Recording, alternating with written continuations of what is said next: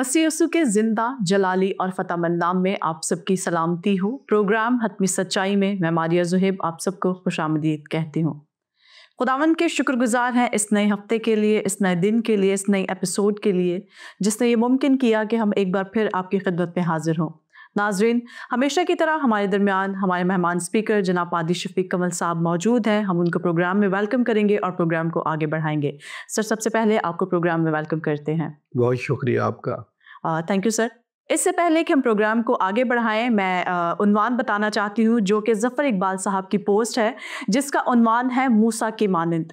پہلا سوال سر آپ سے کرنا چاہتی ہوں کہ موسیٰ علیہ السلام نے فرمایا تھا کہ خدا ان کی مانند ایک نبی بھیجے گا، جو اس نبی کو نہ مانے گا خدا اس سے حساب لے گا۔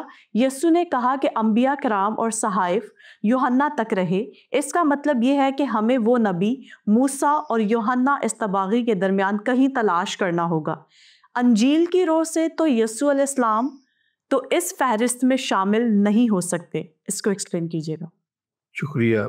سوال تو ٹیڑھا ہے، لیکن ہم خدا کا شکر کرتے ہیں کہ جو باتیں اس نے عقل مندوں سے چھپائیں وہ اپنے بچوں پر ظاہر کرتا ہے۔ مسیح موسیٰ نبی کتھی سے سمجھنے کی ضرورت ہے۔ پہلی بات یہ ہے کہ آپ جب وہ پیراگراف پڑھتے ہیں، استثناء 18واں باب، تو کئی غلطیاں کر جاتے ہیں۔ نمبر 1، وہاں پر ایک نبی کا ذکر نہیں ہے، وہاں 2 نبیوں کا ذکر ہے، اور دونوں کی کوالٹیز اور پہچان کا طریقہ بتایا گیا۔ آپ یہ بھی مس کر جاتے ہیں۔ اکثر نہ صرف غیر قوم کے لوگ، نہ صرف ایتھیسٹ، کرسچن حضرات بھی یہ بات مس کر جاتے ہیں۔ دوسری بات کہ اس کا کانٹیکسٹ دیکھنے کی ضرورت ہے۔ کانٹیکسٹ کو بھی بھول جاتے ہیں۔ آپ کو پتا کہ کانٹیکسٹ کو چھوڑ کر اگر آپ کسی پیراگراف کی، کسی آیت کی تشریح کرتے ہیں تو یہ جرم ہے اور غلط ہو جاتا ہے۔ یہ چیزیں سامنے رکھتے ہوئے ہم ظفر صاحب کے سوال کا جائزہ لیں گے اور دیانتداری سے جائزہ لیں گے۔ اگر آپ 18واں چیپٹر پڑھیں تو جو بات شروع ہوتی ہے، یہاں سے شروع ہوتی ہے کہ جب تو ملک کنعان میں پہنچ جائے، جب تو ملک کنعان میں پہنچ جائے۔ تو اب آپ یہ دیکھیں کہ ملک کنعان میں پہنچنے کا یہ مطلب ہوا کہ اہل اسلام اور بنو اسماعیل یہ تو مائنس ہو گئے، یہ تو ملک کنعان میں نہیں تھے، ملک کنعان میں بنی اسرائیل پہنچے ہیں، مائنس ہو گئے۔ آپ کو یہ بات سوچنی نہیں چاہیے، ٹھیک ہے۔ دوسری بات کہ جو تیری مانند ایک نبی برپا کروں گا، یہ لکھا کہ کوہ حورب کی اس درخواست کے مطابق میں یہ کروں گا۔ اگر آپ کوہ حورب کی اس درخواست پر غور نہیں کرتے کہ کوہ حورب ہوا کیا تھا، وہ واقعہ کیا تھا، آپ کو کیا پتہ چلے گا کہ یہ پیراگراف کیا کہہ رہا۔ کوہ حورب کا واقعہ یہ ہے کہ بنی اسرائیل نے خدا سے درخواست کی تھی، بنی اسرائیل نے موسیٰ سے درخواست کی تھی کہ ہم خدا کو دیکھنا چاہتے ہیں، اور جب خدا کا تھوڑا سا جلوہ ان کو نظر آیا تو پہاڑ کانپ رہا تھا، دھواں اٹھ رہا تھا، اور بنی اسرائیل قوم ڈر گئی، خوف زدہ ہو گئے۔ انہیں ایسا لگا کہ اگر یہ سلسلہ، اگر یہ سین جاری رہا تو ہماری موت واقع ہو جائے گی۔ انہوں نے موسیٰ سے درخواست کی کہ آئندہ کو کبھی بھی براہ راست خدا ہم سے بات نہ کرے، یہ ہماری برداشت سے باہر ہے، لہذا آپ ہی ہم سے بات کیا کرو۔ آپ سے مراد یہاں پر یہ ہے کہ جب بھی بات ہو، موسیٰ نے کتنی دیر زندہ رہنا تھا، جب بھی بات ہو تو کسی میڈییٹر کے ذریعے بات ہو، اور وہ میڈییٹر انسانی شکل میں ہونا چاہیے۔ یہ بات تو ہمیں منظور ہے، اس کو ہم برداشت بھی کر سکتے ہیں، ہمیں کوئی مسئلہ بھی نہیں، لیکن خدا براہ راست ہم سے بات نہ کرے۔ صحیح۔ استثناء 18ویں باب نے، اس میں خدا نے اسی بات کا جواب دیا تھا کہ تیرے بھائیوں میں سے تیری مانند ایک نبی برپا کروں گا۔ اب چونکہ کوہ حورب کا کانٹیکسٹ بیچ میں ڈال دیا گیا تو اس کا مطلب ہے کہ کوہ حورب والا واقعہ بھی آپ مائنس نہیں کر سکتے۔ اس میں تو خدا تھا، بذات خود تھا، بنفس نفیس تھا، اس کا جلال نظر آیا تھا۔ تو خدا نے یہاں پہ پلان کیا کہ آؤں گا میں خود ہی، لیکن میں جلالی صورت میں نہیں آؤں گا، کیونکہ جلالی صورت میں اگر کوئی دیکھ لے انسان تو وہ زندہ نہیں رہ سکتا۔ تو میں آپ کو ایک مثال کے طور پر ایک بات کہتا ہوں کہ اگر دوپہر کو دن دہاڑے سورج اپنی پوری آب و تاب کے ساتھ چمک رہا ہو تو آپ سورج کی طرف آنکھیں کر کے 5 منٹ دیکھ کے دکھا دیں. سورج کی آنکھوں میں آنکھیں ڈالیں ذرا 5 منٹس, آپ کی آنکھیں ضائع ہو جائیں گی. یہ سورج ہے جو کہ ایک خلق کی ہوئی مصنوع چیز ہے. تو اگر خدا براہ راست آپ کے سامنے آ جائے, اس کا جلال چمک رہا ہو تو آپ برداشت نہیں کر سکتے. تو خدا نے کہا میں انسانی شکل میں آ جاؤں گا. کوہ حورب کا کانسیپٹ یہ ہے, اس کو آپ مائنس نہیں کر سکتے. تو خدا آئے گا, انسانی شکل میں آئے گا, موسیٰ کی مانند بن کے آئے گا, انسان کی مانند بن کے آئے گا. یسایہ 35 پڑھے تو لکھا ہے کہ میں خود آؤں گا. خدا کہتا ہے کہ میں خود آ جاؤں گا, اور جب میں خود آ جاؤں گا, مجسم ہو کر آ جاؤں گا, تو اس وقت نشانیاں کیا کیا ہوں گی. اندھوں کی آنکھیں وا کی جائیں گی, لنگڑے ہرن کی مانند چوکڑیاں بھریں گے, ٹھیک ہے, بیماروں کو شفا دی جائے گی, اور مردے زندہ کیے جائیں گے. یہ کئی نشانیاں بتائی ہیں. یہ پورا پیکج جب ایک ساتھ کسی شخص کی آمد پر رونما ہو جائے تو سمجھنا کہ خدا زمین پر آ گیا. اس لیے مسیح نے کہا کہ اگر تم معجزات کو ہوتا ہوا دیکھ رہے ہو تو سمجھو کہ خدا کی بادشاہ تم تک آ پہنچی. یوحنا نے جب ایک وفد بھیجا کہ پتہ کرو کہ آنے والا تو ہی یا ہم کسی اور کی راہ دیکھیں, تو مسیح نے سمپلی یہ کیوں نہ کہہ دیا کہ ہاں میں وہی نہیں. وہ یسایہ 35 والا کانٹیکسٹ اور کوہ حورب والا کانٹیکسٹ اور استثناء 18ویں باب والا واقعہ, یہ تینوں کو ملا کے اس کو بتایا کہ جاؤ اس کو بتا دو کہ ایسا شخص آ گیا جس کی وجہ سے مردے زندہ کیے جاتے ہیں, اندھے دیکھ رہے ہیں, لنگڑے چلتے ہیں, ہاں, بیماروں کو شفا دی جاتی ہے, وغیرہ وغیرہ. اب آپ دیکھیں کہ بعض لوگوں کو یہ بھی لگتا ہے کہ یہ کیسی مبہم سی سٹیٹمنٹ ہے, بھائی اس کو بتانا چاہیے تھا, ایک بندہ وفد بھیج رہا. لیکن جب انہوں نے یوحنا کو جا کے بتایا ہوگا تو اس کو سمجھ آ گئی ہوگی کہ ہاں ٹھیک ہے, یہ وہی بندہ, ہمیں کوئی غلطی نہیں لگی, ٹھیک ہے. فلپس نے سوال کیا مسیح یسوع سے کہ ہم خدا کو دیکھنا چاہتے ہیں, یا یہ کہہ لیں یا ہم باپ کو دیکھنا چاہتے ہیں, کیونکہ مسیح یسوع باپ کہہ کر مخاطب کرتے تھے. آپ کو بھی یہی کہا, لوگوں کو بھی یہی کہا کہ جب آپ دعا کرو تو آئے ہمارے باپ سے سٹارٹ ہو. تو انہوں نے کہا ہمیں باپ دکھا کیوں نہیں دیتے؟ تو مسیح کا جواب کیا تھا؟ میں اتنی دیر سے تمہارے ساتھ ہوں, کیا تم نے نہیں دیکھا؟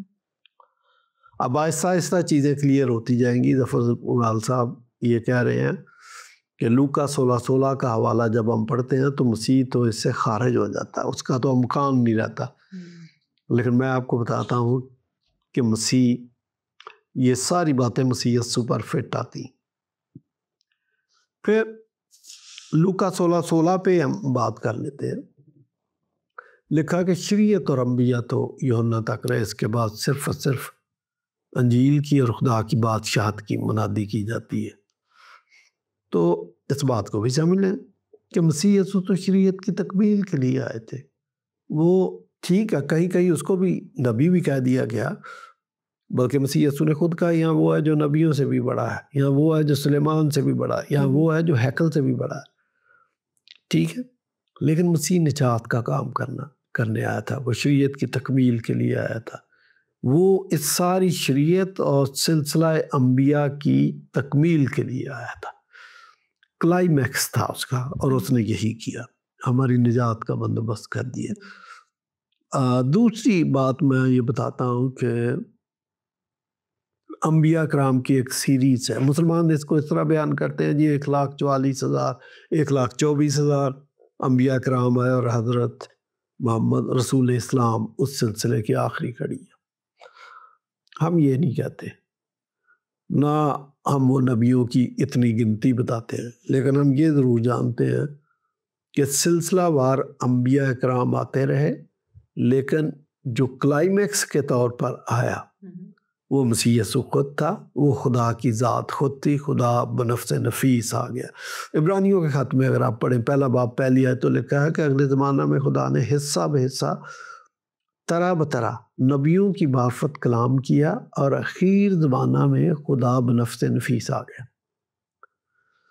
تو اب آپ دیکھیں کہ سٹیج پر انبیاء کرام آتے رہے، اپنا اپنا رول ادا کرتے رہے، اور جب خدا خود آ گیا تو اس کے بعد تو کسی اور نبی کی گنجائش نہیں رہ جاتی۔ کلائمیکس ہے۔ ہمیں تو بڑی آسانی سے بات سمجھ آ جاتی ہے، لیکن ہمارے مسلمان دوستوں کو شاید یہ مشکل لگتا ہے۔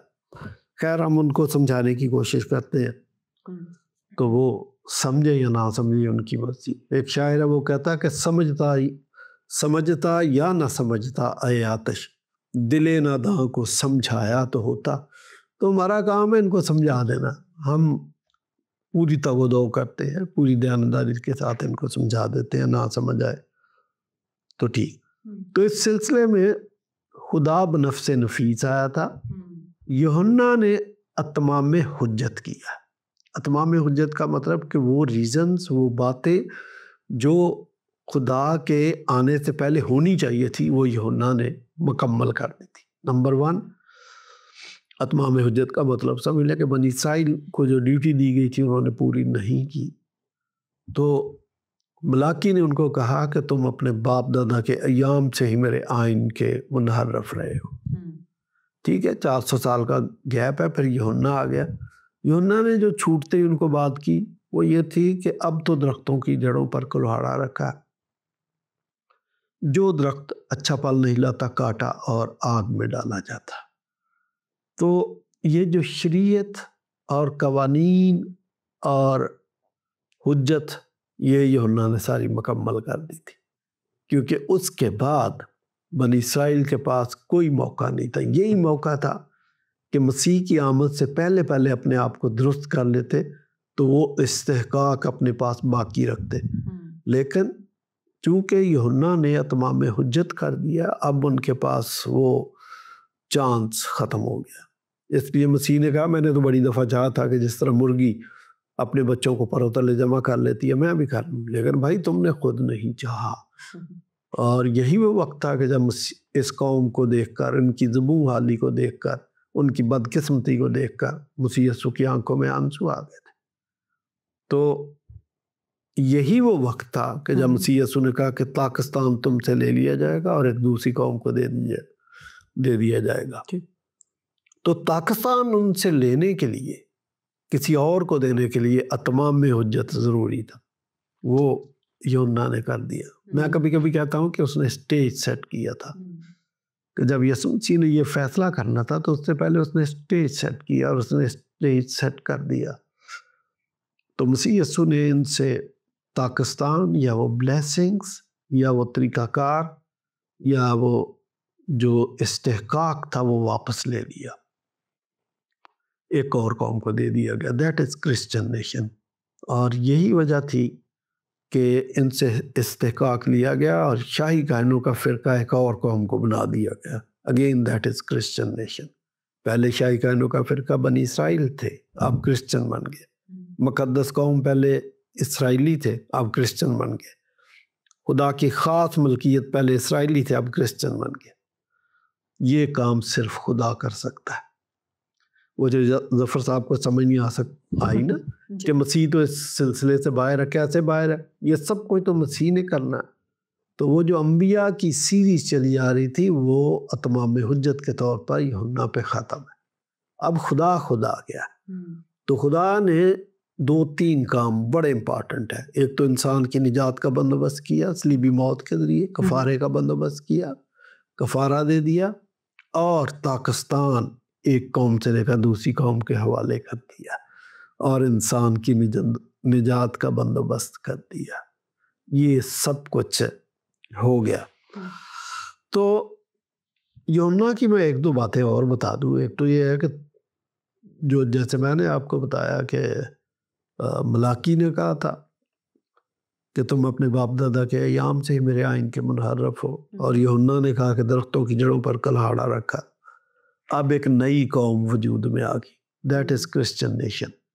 اور نئی قوم اس نئے عہد کی وجہ سے جو یسوع مسیح نے باندھا، وہ بھی وجود میں آ گئی. اسی وجہ سے نیو ٹیسٹامنٹ لکھا گیا, نیا اہل نامہ. یہ کام نبی نہیں کر سکتا تھا, یہ کام خدا نے کیا. تو اس لیے لوکا 16:16 میں یہی لکھا ہے کہ شریعت اور انبیاء یہ جو سلسلہ تھا یہ رہا صرف یوحنا تک. اس کے بعد صرف اور صرف جو خدا نے کام کیا ہے اس کی آپ شکر گزاری کر سکتے ہیں, اس گڈ نیوز کو دنیا تک پھیلا سکتے ہیں, اور یہی ہو سکتا ہے. اس لیے لوکا 16:16 میں بڑا کلیئر ہے کہ اس کے بعد صرف اور صرف انجیل کی منادی, خدا کی بادشاہت کی وسعت کی خبر دی جاتی ہے, اور کچھ نہیں آپ کر سکتے. تو اگر میں تھوڑی دیر کے لیے for the sake of argument Zafar صاحب کی بات مان لوں کہ مسیح یسوع یوحنا کے بعد فارغ ہیں, تو پھر رسول اسلام کا تو کہیں مقام نہیں رہ جاتا آپ کی آرگومنٹ کو اگر میں لے لوں, حالانکہ یہ آرگومنٹ صحیح نہیں ہے. تو یہ بعض اوقات مسیحیت کی مخالفت میں اتنے پاگل ہو جاتے ہیں کہ ایسی آرگومنٹ مارکیٹ میں پھینکتے ہیں جو خود اسلام کے خلاف ہوتی ہے. یہی یہاں پہ کیا نا. تو بھائی ایسا نہیں ہے, مسیح موسیٰ مسیحی ہے, اور میں نے تو بڑی تفصیل سے آپ کو بتا دیا. تو جو آپ سوچ رہے ہیں آپ کی آرگومنٹ ہی غلط ہے, تو پھر آپ کی سوچ کو ہم کیسے درست مان سکتے ہیں. بالکل. بہت شکریہ سر اس خوبصورت سے جواب کے لیے. لوکا 16:16 کا جو نظریہ ہے اس کو تھوڑا سا اور ایکسپلین کر دیجیے گا پلیز. دیکھیں ہمارے مسلمان بھائی ایک نظریہ پیش کرتے ہیں, وہ کہتے ہیں نظریہ ختم نبوت. اور مجھے بڑی حیرت ہوتی ہے کہ نظریہ ختم نبوت پہ بڑی بڑی کانفرنسز ہوتی ہیں, زیادہ تر پاکستان میں ہوتی ہیں, اور قادیانیوں کے ساتھ تو ان کا بہت بڑا کلیش ہے نظریہ ختم نبوت کی وجہ سے. جب بھی کوئی اشتہار چھاپتے ہیں, کوئی کانفرنس کرتے ہیں نظریہ ختم نبوت پہ, تو وہ مسلمانوں ہی کی مخالفت کرتے ہیں, یا پھر وہ قادیانیوں کی مخالفت کرتے ہیں, دونوں کی مخالفت کرتے ہیں, خود اپنے بہن بھائیوں کی بھی, اور ان کی تو بہت زیادہ کرتے ہیں. کبھی انہوں نے یہ نہیں پوچھا کہ نظریہ ختم نبوت میں ہم کرسچن کو بھی بٹھا لیں, ہم یہودیوں کو بھی بٹھا لیں کہ ان کا کیا نظریہ. کرنا چاہیے ان کو. ہم پہلے کیا ہیں, جب آپ یہ کہتے ہیں کہ ہمارا 4 کتابوں پر ایمان ہے, تو آپ کا فرض نہیں بنتا کہ کوئی بھی نظریہ آپ مارکیٹ میں لا رہے ہیں تو ہمیں بھی بٹھا لیں کہ بھئی آپ کا کیا نظریہ. لے دے کے وہ یہ بات کرتے ہیں جی آئیے آپ میں اور ہم میں جو باتیں متفق ہیں ان میں ہم اتفاق کر لیتے ہیں ان پہ. تو یہ بات کیوں نہیں کرتے؟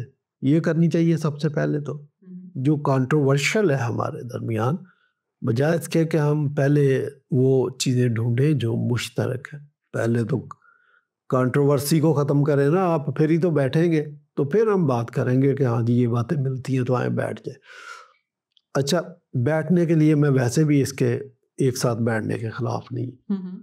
آپ کا اور میرا کتنا بھی کھلم کھلا اختلاف کیوں نہ ہو, ہم پھر بھی بیٹھ سکتے ہیں, پھر بھی ایک دوسرے سے محبت کر سکتے ہیں, کیونکہ ہماری تو تعلیم یہ ہے کہ دشمن سے پیار کرو, دشمن سے محبت کرو, دشمنوں کو سلام کرو.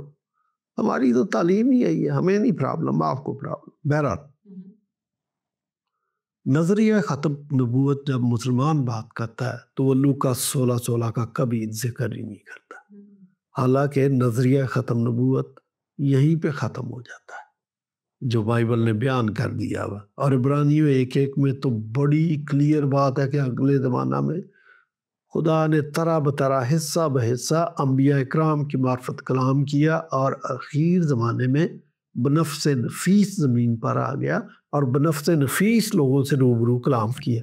آپ اس آیت کو چھوڑ جاتے ہیں, آپ کو یہ بات کرنی چاہیے. پولس غلطیوں کے خط میں کہتا ہے کہ جو خوشخبری ہم نے تمہیں دی ہے اس کے علاوہ اگر کوئی اور شخص فرق قسم کی خوشخبری دے, خواہ وہ آسمان کا فرشتہ ہی کیوں نہ ہو, اس کی بات ریجیکٹ کر دی جاتی ہے, آپ نہیں مانیں گے اس کو. تو ہمارا تو یہی سلسلہ ہے. تو ہم تو ایک خوشخبری پا گئے ہیں. مسیح یسوع کے رفع آسمانی کے within 10 days مسیحیوں نے عقیدہ بنا لیا ہوا تھا, اور وہ پولس کہتا ہے کہ پہلا کرنتھیوں 15 باب کی 3-4 آیت میں کہ جو بات مجھ تک پہنچی میں نے سب سے پہلے تم تک پہنچا دی کہ مسیح کتاب مقدس کے مطابق ہمارے گناہوں کی خاطر مر گیا، دفن ہوا، اور کتاب مقدس ہی کے مطابق تیسرے دن مردوں میں سے جی اٹھا۔ تو ہماری تو ساری باتیں بڑی سیکوینس کے ساتھ، بڑی کلیئرٹی کے ساتھ پہلے سے واضح ہیں، تو پھر کنفیوژن کا شکار آپ ہیں۔ آپ کو چاہیے تھا کہ آپ کے دین میں کوئی کنفیوژن ہے تو میرے ساتھ بیٹھ کے کانفرنس کرتے، اس کو طے کر لیتے، وہ نہیں کرتے۔ تو آپ نے مجھ سے پوچھا نا لوکا 16:16 پہ، تو ہمارا نظریہ ختم نبوت لوکا 16:16 پہ۔ اب میں نے ایک اور بات کی تھی کہ یہودیوں کو بھی بٹھانا چاہیے، بالکل اگر ہم یہودیوں کو نہیں بٹھاتے تو ہم وہی حرکت کر رہے ہیں جو مسلمان کر رہے ہیں۔ تو میں کہتا ہوں کہ یہودی کو بھی بٹھانا چاہیے، کرسچن کو بھی بٹھانا چاہیے، اور مسلمانوں کو بھی بٹھانا چاہیے، اور اگر ان کو برا نہ لگے تو قادیانیوں کو بھی بٹھانا چاہیے۔ بھائی اگر وہ کوئی نظریہ پیش کر رہے ہیں تو بات سننے میں کیا حرج ہے، بات سننی چاہیے ان کی، اگر بات صحیح ہے تو قبول کرے، بات صحیح نہیں ہے تو ریجیکٹ کر دے، لیکن سننے کے بعد۔ یہ نہیں ہے کہ جی ہم تو ان کی گردن ہی کاٹ دیں گے، ان کو بات کرنے کا حق نہیں ہے، ان کو نماز پڑھنے کا حق نہیں ہے، یہ طریقہ کو اتنا ٹھیک نہیں ہے۔ رہی بات، اب آپ کا سوال آئے گا دوسرا، اگلا سوال یہی آئے گا کہ اگر ہم یہودیوں کو بٹھائیں گے تو وہ تو کہیں گے کہ ان کا تو اپنا نظریہ ختم نبوت ہے، وہ یوحنا اور مسیح یسوع سے پہلے کا وہ ہو سکتا ہے کوئی ایسی بات کرے، تو ان کی بھی بات سننی چاہیے۔ میں پورے وثوق کے ساتھ یہ بات کہہ سکتا ہوں کہ اگر یہودی ہمارے ساتھ بیٹھ کے یہ مسئلہ اٹھائیں گے تو ہم ثابت کریں گے کہ ان کا نظریہ ختم نبوت ٹھیک نہیں ہے، کیونکہ ان کے سارے پیسج، ساری کتابیں 39 بکس پڑھیں، انبیاء کے بیانات پڑھیں، تو آپ کو پتہ چلے گا کہ still something is missing۔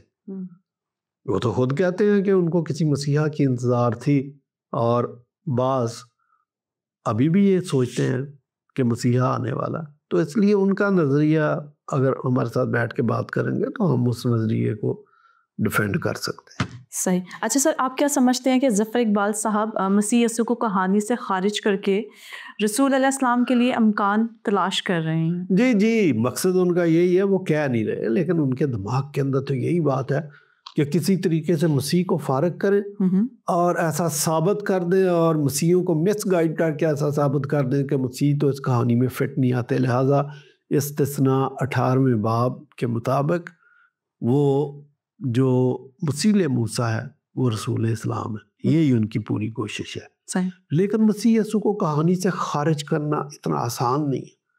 آپ دیکھیں کہ اولڈ ٹیسٹامنٹ کے اندر 39 بکس کے اندر 340 پیشگوئیاں ایسی ہیں جو مسیح کی ذات پر آ کر منطبق ہوتی ہیں۔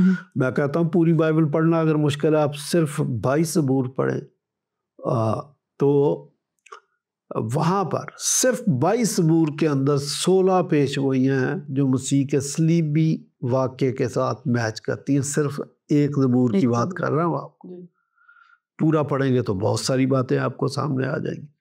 چلیں، آپ تو بائبل کو بھی سائیڈ لائن کرنا چاہتے ہیں، اور کیا ہوا ایمان یہ ہے کہ ہمارا 4 کتابوں پر ایمان ہے، پڑھتے ایک ہی ہے۔ چلیں، آپ کیسے مسیح کو سائیڈ لائن کریں گے؟ کیسے کہانی سے آؤٹ کریں گے؟ نہیں کر سکتے۔ خود قرآن میں 25 دفعہ تو مسیح یسوع کا نام لے کر ذکر کیا گیا، اور کتنی دفعہ جہاں نام نہیں لیا وہاں ذکر کیا گیا۔ کیسے آپ آؤٹ کر لیں گے کہانی سے؟ ٹھیک ہے، پھر قرآن مجید میں 2 صورتیں جو ہے وہ میں سمجھتا ہوں کہ مسیح کی ذات کا حوالہ دیتی ہیں، سورہ آل عمران اور سورہ مریم۔ آپ دیکھیں سب، اور اس کے علاوہ بھی قرآن میں کئی جگہوں پر مسیح کی ذات کے بارے میں، سورہ التحریم کے اندر بھی لکھا، اور بھی کئی جگہ پر مسیح کی ذات کے بارے میں لکھا ہوا۔ آپ کیسے اس کو سائیڈ لائن کریں گے؟ نہیں کر سکتے۔